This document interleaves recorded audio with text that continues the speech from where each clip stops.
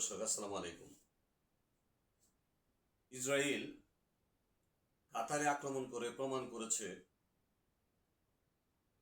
ওরা কাউকেই ছাড় দেবে না,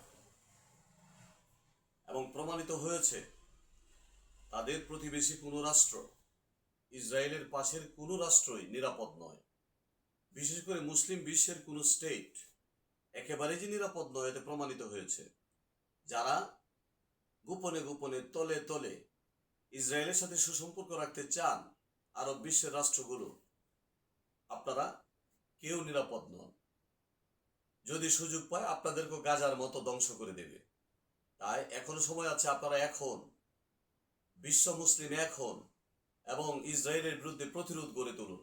ইরানের পাশে দাঁড়ান, প্যালেস্টাইনিদের পাশে এসে দাঁড়ান, তাদেরকে যা সাহায্য লাগে সাহায্য করুন, না হয় আপনারা কেউ রেহাই পাবেন না। আল্লাহ সবাইকে হেফাজত করুন। আসসালামু আলাইকুম।